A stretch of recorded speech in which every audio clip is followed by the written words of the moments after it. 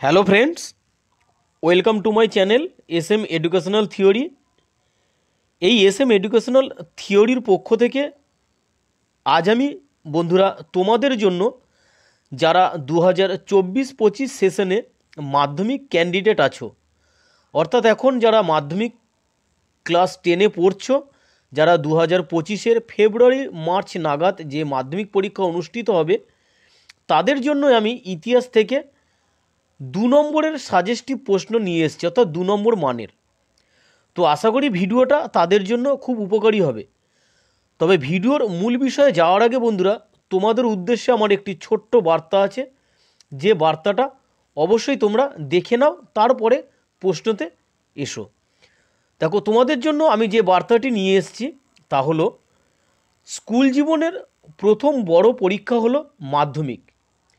ভবিষ্যতে পড়াশোনা এই পরীক্ষার রেজাল্টের ওপর নির্ভর করে, কিন্তু অধিকাংশ ছাত্রছাত্রী পড়াশোনার প্রতি অনীহা থাকার জন্য তারা ঠিকভাবে তাদের লক্ষ্যে পৌঁছাতে পারে না, আর তখনই তারা অন্যান্য ছেলে মেয়েদের তুলনায় অনেকটা পিছিয়ে পড়ে। এমন পরিস্থিতিতে তারা দিশেহারা হয়ে যায়, এমনকি তারা সঠিক পথটাও বেছে নিতে পারে না। তাই তাদের জন্য তো বটেই, এবছর 2024-25 সেশনে যারা মাধ্যমিক পরীক্ষা দেবে, সেই সকল ছাত্রছাত্রীদের জন্য আমি নিয়ে এসেছি ইতিহাসের সাজেস্টিভ প্রশ্ন। এই প্রশ্নগুলো তোমরা যদি এখন থেকেই প্র্যাকটিস করার চেষ্টা করো, তাহলে মাধ্যমিক পরীক্ষা দেওয়ার আগে তোমরা পরিপূর্ণভাবে তৈরি হয়ে যেতে পারবে। ফলে সাবজেক্টের প্রতি আর কোনো ভীতি কাজ করবে না, ফলে তোমরা সফলতা অবশ্যই পাবে। তাই এই ভিডিওতে আমি খুব সহজভাবে প্রশ্নগুলো তোমাদের সামনে তুলে ধরব, যাতে তোমাদের কোনো অসুবিধা না হয়।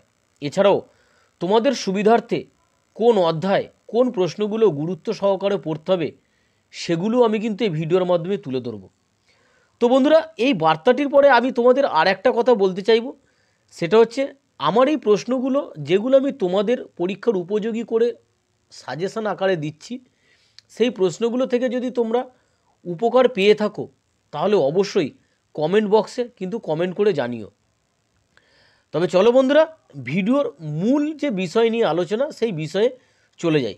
তবে আরও একটা কথা বলবো, আজ আমি তোমাদের জন্য নিয়ে এসেছি ইতিহাসের যে 8টি অধ্যায় আছে, সে 8টি অধ্যায় থেকে প্রশ্নের মান 2 নম্বরের সাজেস্টিভ প্রশ্ন। অর্থাৎ আজ আমি তোমাদের এখানে 4 নম্বর বা 8 নম্বর কোনো প্রশ্নের মান নিয়ে আলোচনা করব না। আমি এই ভিডিওটার পরিপ্রেক্ষিতে তোমাদের রেসপন্স কেমন হচ্ছে তা জেনেই আমি কিন্তু তোমাদের জন্য 4 নম্বর এবং 8 নম্বর মানের প্রশ্ন পরবর্তী দিন ভিডিওতে নিয়ে আসব। দেখো, ইতিহাসে তোমাদের মোট 8টি অধ্যায় আছে। এই 8টি অধ্যায়ের মধ্যে প্রথম অধ্যায় যেটি আছে, সেটি হচ্ছে ইতিহাসের ধারণা। ভালো করে খেয়াল করবে যে এই অধ্যায় থেকে প্রশ্ন হয়, প্রশ্নের মান 1 নম্বর, 2 নম্বর এবং 4 নম্বর মানের। এখান থেকে কিন্তু কোনো 8 নম্বর মানের প্রশ্ন আসে না। তাই তোমাদেরকে এখানে আমি 2 নম্বর মানের উপযোগী যে সমস্ত গুরুত্বপূর্ণ প্রশ্নগুলো আমার কাছে মনে হয়েছে, আমি সেই প্রশ্নগুলোই কিন্তু এই ভিডিওতে তোমাদের কাছে তুলে ধরছি। দেখো, 2 নম্বর মানের প্রশ্নের জন্য আমি তোমাদের প্রথম প্রশ্ন দিয়েছি, সামাজিক ইতিহাস বলতে কি বোঝো? ট্রিপল স্টার দিয়েছি, খুব ইম্পর্টেন্ট প্রশ্ন। নতুন সামাজিক ইতিহাসের 2টি বৈশিষ্ট্য লেখো। 3 নম্বর দিয়েছি, নিম্নবর্গের ইতিহাস তত্ত্ব অর্থাৎ সাবল্টার্ন হিস্ট্রিওগ্রাফি বলতে কি বোঝো? জাতীয়তাবাদের বিকাশে খেলা কতটা গুরুত্বপূর্ণ বলে মনে করো? 5 নম্বর প্রশ্ন দিয়েছি, ফটোগ্রাফিকে কি ইতিহাসের নিরপেক্ষ উপাদান বলা যায়? পরের 6 নম্বর প্রশ্ন দিয়েছি, স্থানীয় ইতিহাস বলতে কি বোঝো? দেখো, স্টার চিহ্ন দিয়েছি 4টে, অর্থাৎ এই প্রশ্নটা আসার সম্ভাবনা খুব বেশি। 7 নম্বর প্রশ্ন দিয়েছি, সাময়িক ইতিহাস চর্চা কেন গুরুত্বপূর্ণ? এটাও একটা গুরুত্বপূর্ণ প্রশ্ন, দেখো 3টে স্টার চিহ্ন দিয়েছি। 8 নম্বর প্রশ্ন দিয়েছি, পরিবেশের ইতিহাস বলতে কি বোঝো? 9 নম্বর প্রশ্ন দিয়েছি, পরিবেশের ইতিহাস চর্চাকে কেন গুরুত্ব দেওয়া হয়? 10 নম্বর একটি গুরুত্বপূর্ণ প্রশ্ন আমি তোমাদের সামনে তুলে ধরেছি, সেটি হচ্ছে নারী ইতিহাস চর্চার গুরুত্ব লেখো। অবশ্যই এটা 2 নম্বরের মতন করে, অর্থাৎ 2টো পয়েন্ট দিয়ে লিখবে। 11 নম্বর প্রশ্ন দিয়েছি, জাতীয়তাবাদের বিকাশে বঙ্গদর্শন পত্রিকার গুরুত্ব উল্লেখ করো। তো বন্ধুরা, এই 11টি প্রশ্ন ছিল প্রথম অধ্যায় থেকে। এবার এই ভিডিওর আমি পরবর্তীতে যে দ্বিতীয় অধ্যায় অর্থাৎ দ্বিতীয় অধ্যায় আছে সংস্কার, বৈশিষ্ট্য ও পর্যালোচনা, এই অধ্যায় থেকেও কিন্তু বন্ধুরা তোমাদের প্রশ্ন হয়, প্রশ্নের মান 1, 2, 4 এবং 8 নম্বর মানের। আজ আমি এই দ্বিতীয় অধ্যায় থেকে অর্থাৎ এই সংস্কার, বৈশিষ্ট্য, পর্যালোচনা থেকে তোমাদের জন্য আমি 2 নম্বর মানের যে সমস্ত গুরুত্বপূর্ণ প্রশ্নগুলো আমার কাছে মনে হয়েছে বলে আমি উল্লেখ করছি, সেই প্রশ্নগুলো তোমরা দেখে নিতে পারো এবং তোমরা এই প্রশ্নগুলো খাতাতে লিখে এখন থেকে কিন্তু তৈরি হতে পারো। যেহেতু তোমাদের হাতে এখনও অনেকটা সময় আছে, ধীরে ধীরে সব সাবজেক্টের উপর গুরুত্ব দিয়ে তোমরা কিন্তু বিষয়টাকে ভালোভাবে আয়ত্ত করতে পারো। প্রথম প্রশ্ন দিয়েছি, উচ্চশিক্ষা বিস্তারে কলিকাতা বিশ্ববিদ্যালয়ের গুরুত্ব উল্লেখ করো। 2 নম্বর প্রশ্ন দিয়েছি, নব্যবঙ্গ কাদের বলা হয়। 3 নম্বর একটা গুরুত্বপূর্ণ প্রশ্ন দিয়েছি, হাজী মোহাম্মদ মহসিন কেন স্মরণীয়। 4 নম্বর প্রশ্ন, বিজয় কৃষ্ণ গোস্বামীর ধর্মাদর্শ কী ছিল। 5 নম্বর দিয়েছি, প্রচলিত জাতিধর্ম ব্যবস্থার বিরোধিতার লালন ফকিরের ভূমিকা কী। 6 নম্বর একটা গুরুত্বপূর্ণ প্রশ্ন দিয়েছি 3টে স্টারযুক্ত, হরিশ্চন্দ্র মুখোপাধ্যায় স্মরণীয় কেন। 7 নম্বর প্রশ্নে দিয়েছি দেখো, হুতুম প্যাঁচার নকশা গ্রন্থটির প্রধান বৈশিষ্ট্য উল্লেখ করো। 8 নম্বর দিয়েছি নব্য বেদান্ত কী। 9 নম্বরে দিয়েছি আলেকজান্ডার ডাফ কেন স্মরণীয়। 10 নম্বর প্রশ্ন দিয়েছি পাশ্চাত্য শিক্ষা বিস্তারে ডেভিড হেয়ারের স্মরণীয় কেন। 11 নম্বর প্রশ্ন দিয়েছি সতীদাহ প্রথা দূরীকরণে রামমোহন কর্তৃক আইনসভার চিঠি প্রেরণের তাৎপর্য কী। এবং 12 নম্বর দিয়েছি সহমরণ ও অনুমরণ কী। তো দ্বিতীয় অধ্যায় থেকে এই 12টি প্রশ্ন ছিল, তার মধ্যে খুব গুরুত্বপূর্ণ প্রশ্ন দেখবে আমি 6খানা দিয়েছি, একটু ভালো করে দেখে নিও। আসি তৃতীয় অধ্যায়, যে অধ্যায়টির নাম হচ্ছে প্রতিরোধ ও বিদ্রোহ, বৈশিষ্ট্য বিশ্লেষণ। এই অধ্যায় থেকে বন্ধুরা প্রশ্ন হয় 1 নম্বর মানের, 2 নম্বর মানের, 4 নম্বর মানের এবং 8 নম্বর মানের। তবে 8 নম্বর মানটা হচ্ছে 2 নম্বর আর 3 নম্বর অধ্যায় মিলে একটা প্রশ্ন আসে, ঠিক আছে। আর আমি আজকের ভিডিওতে যেহেতু উল্লেখ করছি প্রশ্নের মান 2 নম্বরের, তাই এখানে 2 নম্বর মানের যে প্রশ্নগুলো গুরুত্বপূর্ণ বলে মনে করছি তা তোমরা দেখো। প্রথম প্রশ্ন দিয়েছি দক্ষিণ পশ্চিম সীমান্ত এজেন্সি বলতে কি বোঝো। 2 নম্বর প্রশ্ন দিয়েছি সাঁওতালদের উপর ব্যবসায়ীরা কিভাবে অত্যাচার করত। 3 নম্বর প্রশ্ন দিয়েছি খুদকাঠি প্রথা বলতে কি বোঝো, ট্রিপল স্টারযুক্ত দিয়েছি, খুব গুরুত্বপূর্ণ প্রশ্ন। 4 নম্বর প্রশ্ন দিয়েছি বিরসা মুন্ডা কী জন্য স্মরণীয়, এটাও গুরুত্বপূর্ণ প্রশ্ন আছে, আমি স্টার চিহ্ন দিইনি, তোমরা গুরুত্ব সহকারে দেখে নেবে। 5 নম্বর প্রশ্ন দিয়েছি ছোটনাগপুর প্রজাসত্ব আইন কোন প্রেক্ষিতে পাশ হয়েছিল। 6 নম্বর প্রশ্ন দিয়েছি গুরুত্বপূর্ণ প্রশ্ন দেখো 3টে স্টারযুক্ত, সন্ন্যাসী ও ফকিররা কেন বিদ্রোহ করেছিল। 7 নম্বরে প্রশ্ন দিয়েছি তিতুমির কেন বাঁশের কেল্লা নির্মাণ করেছিলেন, এটাও গুরুত্বপূর্ণ প্রশ্ন। 8 নম্বর প্রশ্ন দিয়েছি ওয়াহাবি কারা, এটাও একটা ট্রিপল স্টারযুক্ত প্রশ্ন আমি কিন্তু তোমাদের কাছে তুলে ধরেছি। 9 নম্বরে প্রশ্ন দিয়েছি পাগলপন্থী বিদ্রোহের কারণ কী ছিল। 10 নম্বর আছে নীল চাষ পদ্ধতি কেমন ছিল। 11 নম্বর প্রশ্নের ট্রিপল স্টারযুক্ত দিয়েছি পাবনা বিদ্রোহের কারণ কি, এবং 12 নম্বরেও ট্রিপল স্টারযুক্ত দিয়েছি বিপ্লব বলতে কি বোঝো। তো তৃতীয় অধ্যায় থেকে এই 12টি প্রশ্ন দেওয়া আছে, যার মধ্যে গুরুত্বপূর্ণ প্রশ্ন আছে 5টা। তোমরা কিন্তু সব প্রশ্নগুলো একটু গুরুত্ব সহকারে তৈরি করে নিও, যেহেতু সময়টা তোমাদের কাছে এখনও আছে, তাই এখন থেকেই তৈরি হওয়ার কথা তোমাদেরকে বলছি। চতুর্থ অধ্যায় থেকে যেটা আছে, অধ্যায়টির নাম হচ্ছে সঙ্গবদ্ধতার গোড়ার কথা। এখান থেকে বন্ধুরা 1 নম্বর, 2 নম্বর, 4 নম্বর এবং 8 নম্বর মানের প্রশ্ন কিন্তু থাকে। আর আমি এখানে 2 নম্বর মানের যে প্রশ্নগুলো নিয়ে এসেছি, প্রথম প্রশ্নই আছে দেখো ট্রিপল স্টারযুক্ত এনফিল্ড রাইফেল কি, 2 নম্বর প্রশ্ন আছে 1857 খ্রিস্টাব্দের বিদ্রোহকে ভারতের প্রথম জাতীয় স্বাধীনতা যুদ্ধ বলা হয় কেন, স্টার চিহ্ন দিয়েছি দেখো। 3 নম্বর স্টার চিহ্ন দেওয়া প্রশ্ন আছে মহারানীর ঘোষণাপত্র বলতে কি বোঝো। 4 নম্বর প্রশ্ন আছে হিন্দু মেলার উদ্দেশ্য কী। 5 নম্বরে প্রশ্ন দিয়েছি সর্বভারতীয় জাতীয় সম্মেলন কেন আহ্বান করা হয়েছিল। 6 নম্বর প্রশ্ন দিয়েছি ভার্নাকুলার প্রেস অ্যাক্ট কি। 7 নম্বর আছে ইলবার্ট বিল বলতে কি বোঝো, দেখো ট্রিপল স্টারযুক্ত প্রশ্ন আছে, খুব গুরুত্বপূর্ণ প্রশ্নটি। 8 নম্বরে প্রশ্ন দিয়েছি 1857 খ্রিস্টাব্দের বিদ্রোহকে সনাতনপন্থীদের বিদ্রোহ কেন বলা হয়, অন্যভাবে দিতে পারে প্রতিক্রিয়াশীল বিদ্রোহ কেন বলা হয়। 9 নম্বর প্রশ্ন দিয়েছি 1858 খ্রিস্টাব্দের পর দেশীয় শাসকদের সঙ্গে ব্রিটিশ সরকারের সম্পর্কের উন্নতি কিভাবে ঘটেছিল। 10 নম্বর গুরুত্বপূর্ণ প্রশ্ন দিয়েছি গোরা উপন্যাসে কোন প্রেক্ষাপটে গোরা ভারতের প্রকৃত রূপ অনুধাবন করতে পেরেছিল। দেখো ট্রিপল স্টারযুক্ত প্রশ্ন। 11 নম্বরে দিয়েছি গগনেন্দ্রনাথ ঠাকুর স্মরণীয় কেন। তো বন্ধুরা চতুর্থ অধ্যায় থেকে এরকম মোট 11টি প্রশ্ন ছিল। এবার আসি পঞ্চম অধ্যায়। পঞ্চম অধ্যায়ে আছে, অধ্যায়টির নাম বিকল্প চিন্তা ও উদ্যোগ, অর্থাৎ এর বৈশিষ্ট্য পর্যালোচনা। এই অধ্যায় থেকেও বন্ধুরা প্রশ্ন হয় 1, 2, 4 এবং 8 নম্বরের। তবে এখানে 8 নম্বর প্রশ্নের মানটা চতুর্থ এবং পঞ্চম অধ্যায় মিলে একটা প্রশ্ন আসে, সেইভাবে তোমাদের উত্তর করতে হয়। তো আমি আজ যেহেতু 2 নম্বরের সাজেস্টিভ প্রশ্ন নিয়ে এসেছি, তাই এই পঞ্চম অধ্যায় থেকে 2 নম্বর মানের যে প্রশ্ন হয় তার মধ্যে আমি যেগুলো উল্লেখ করছি তা হচ্ছে, প্রথম প্রশ্ন আছে ট্রিপল স্টারযুক্ত হাফ-টোন ব্লক প্রিন্টিং কি। খুব গুরুত্বপূর্ণ প্রশ্ন, তোমরা পরীক্ষাতে পাবেই, এমন একটা ধরে নিয়ে প্রশ্নটাকে তৈরি করো। 2 নম্বর প্রশ্ন, বিজ্ঞানের উন্নতিতে ডক্টর মহেন্দ্রলাল সরকারের ভূমিকা কী ছিল। 4 নম্বর প্রশ্ন, আচ্ছা এখানে 3 নম্বর প্রশ্নটা মিস্টেক হয়ে গেছে, যাই হোক পরে প্রশ্ন আছে দেখো, কি উদ্দেশ্যে বসু বিজ্ঞান মন্দির প্রতিষ্ঠা হয়। পরে প্রশ্ন, কেসকোগ্রাফ যন্ত্র কি। পরে প্রশ্ন দিয়েছি, জাতীয় শিক্ষা পরিষদ কোন প্রেক্ষাপটে প্রতিষ্ঠা হয়। 7 নম্বর প্রশ্ন আছে, শ্রীনিকেতন কি উদ্দেশ্যে প্রতিষ্ঠা হয়। দেখো ট্রিপল স্টারযুক্ত দেওয়া আছে। 8 নম্বর দিয়েছি, প্রকৃতির কোলে শিক্ষা বলতে কি বোঝো। 9 নম্বর আছে, শ্রীরামপুর ত্রয়ী কারা। ট্রিপল স্টারযুক্ত প্রশ্ন, খুব গুরুত্বপূর্ণ। 10 নম্বর প্রশ্ন আছে, ছাপাখানার উন্নতিতে উইলিয়াম কেরির অবদান কী ছিল। আবার 11 নম্বরে দেখো ট্রিপল স্টারযুক্ত একটা প্রশ্ন দিয়েছি, যেটি হচ্ছে বাংলার গুটেনবার্গ কাকে বলা হয় এবং কেন বলা হয়। খুব গুরুত্বপূর্ণ প্রশ্নটা। 12 নম্বরে গুরুত্বপূর্ণ একটি প্রশ্ন দিয়েছি, পঞ্চানন কর্মকার কেন স্মরণীয়।